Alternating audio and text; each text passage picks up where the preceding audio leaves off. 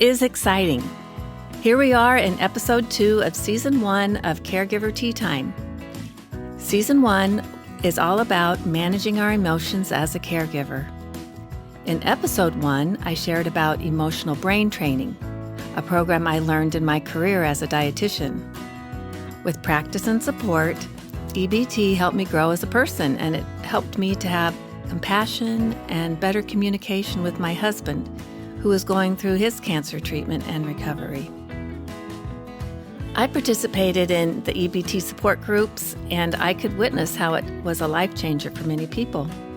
And if you want to learn more about it, check out episode 1.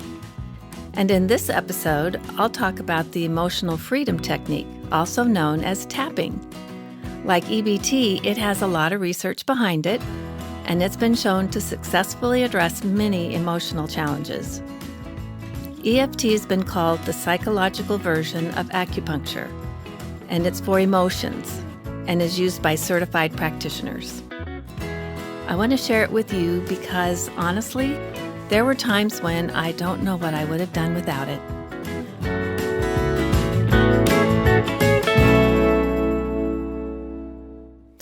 I explored using tapping when I was with my son, who needed treatment at a specialty center, and our insurance company sent us to New York City. 5 years before, I had experienced some very emotional and anxious feelings after my husband finished his treatment, and I really never fully dealt with my feelings. So we fast forward to 2016, and I found myself going through a very similar experience with my son. It just felt like I was re-traumatized. So I want to be emotionally present for my son, not an emotional wreck. Traveling to a specialty center so far from home involved moving there for at least 6 months. And as you can imagine, everything involved with that was very stressful too. In my situation, I had strong emotions that were related to my caregiver memories. First, it was my 50-year-old husband going through a bone marrow transplant, and now it was my 24-year-old son. And the simple truth is that I just knew too much. So after we settled in New York and my son was in the hospital starting his treatment, I met with the hospital psychiatrist. And all I could do was cry as I told her my story. She offered anti-anxiety meds and suggested I try mindful meditation. Well, I'm a doer, and sitting with myself for meditation was helpful, but I really wasn't at a place where I could fully appreciate it. I felt I needed another way to cope with what I was going through, because it was going to be a long journey. I did accept the anti-anxiety meds, and I attended a mindful meditation class. And there were times when I took the medication because I really needed it. I look back and I realize, things would have been a little easier if I'd taken them more often. But at the time, I was doing the best I could.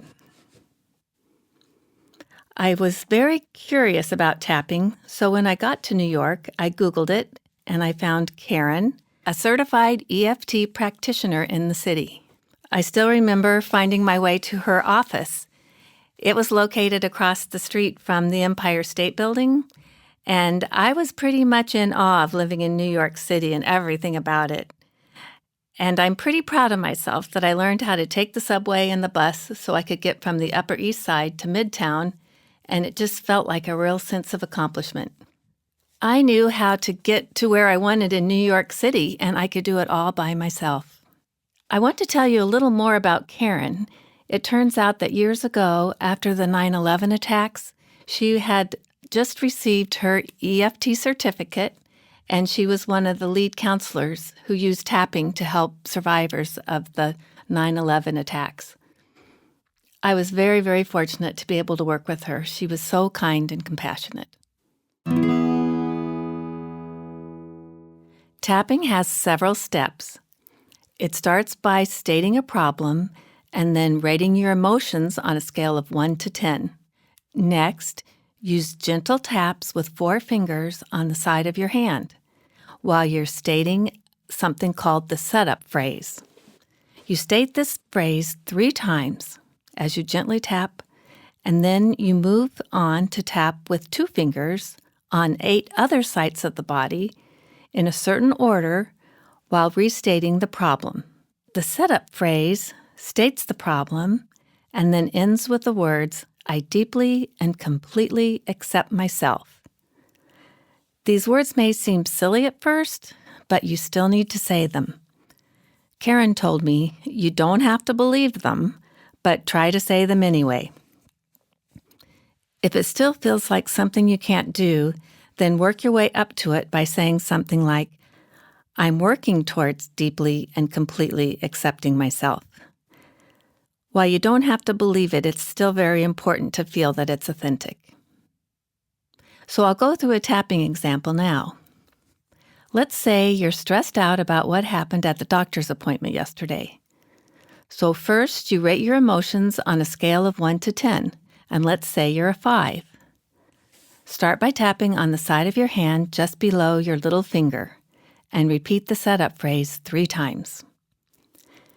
Even though I'm stressed out about that doctor's appointment, I deeply and completely accept myself. Even though I'm really stressed out about that doctor's appointment, I deeply and completely accept myself. Even though that doctor's appointment really stressed me out, I deeply and completely accept myself. Then, at each of the following points, you tap 7 to 10 times with the tips of 2 fingers while repeating just the reminder phrase, which restates the problem. So I'm going to go through that with you now. The next point is just to the side of the center of your forehead where your eyebrow begins. So we'll tap there with 2 fingers and say, "Oh, I'm stressed out about this doctor's appointment." Then go to the bony part at the side of your eye. "I'm so stressed out about this doctor's appointment." Then under your eye, on your cheekbone. "This doctor's appointment really stresses me out." Then under your nose, on your upper lip. "This doctor appointment is so stressful." And then under your bottom lip, just above your chin. "I'm still stressed about this doctor's appointment." Next, tap on your collarbone, and you can choose to tap on one side or the other or both, and repeat that problem. "Oh, these doctor's appointments stress me out." Then 2 inches under your armpit, tap and say, "These doctor's appointments are so stressful." And then finally, on the top of your head, gently tap with your fingers in a random circle. And I like to pretend it feels like a gentle rain. And say, "These doctor's appointments are so stressful." Now, take a deep breath. And check in on your level of emotion and give it a number. The goal is to reduce the level of stress each time you go through the process, and it can be repeated as many times as you need until you get to the number 0, or you're open to the possibility of just letting this go for now and working on it again later.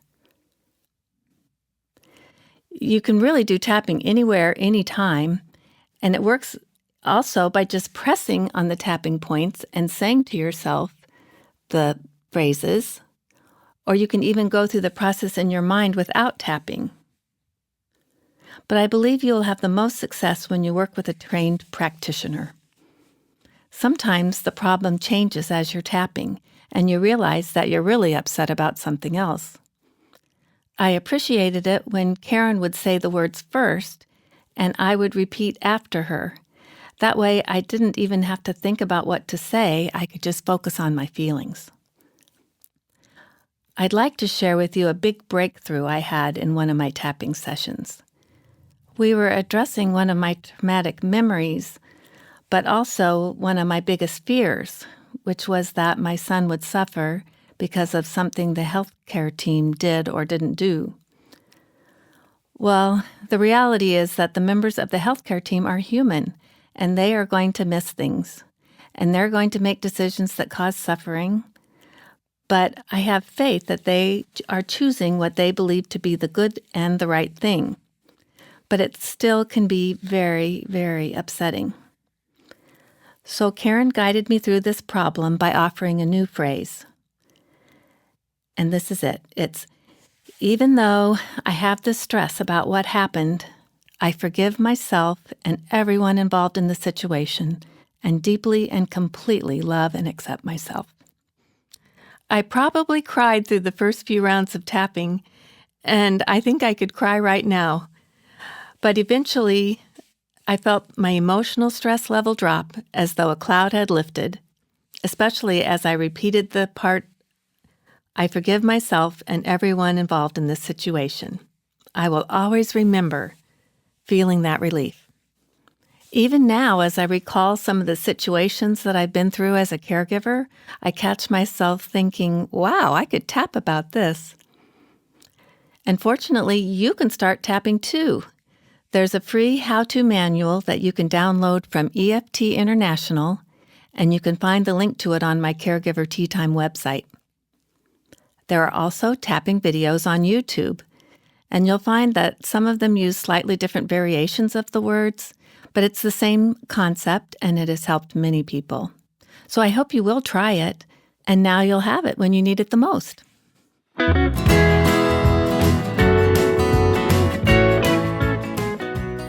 Coming up on our next episode of Caregiver Tea Time, I'll continue to honor our theme of working on stress and emotions. I'll talk about cognitive behavioral therapy, or CBT, which can be used together with both EFT and tapping. And I hope you'll join me. Before I go, I want to share this special message. Please remember, you are totally worthy of being deeply and completely loved and accepted.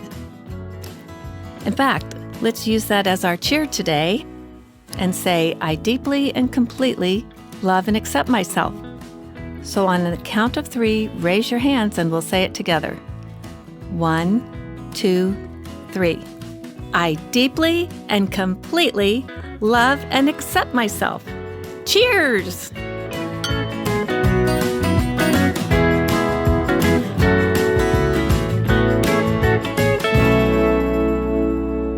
Nothing but the good things, nothing but the good things in this world, living in my heart. Nothing but the good things, nothing but the good things in this world, living in my heart. Living in my heart. Living in my heart. Caregiver Tea Time was recorded at the Coop Studio, Irvington, New York. Engineered by Sammy Wags and produced by Bianca Grooves.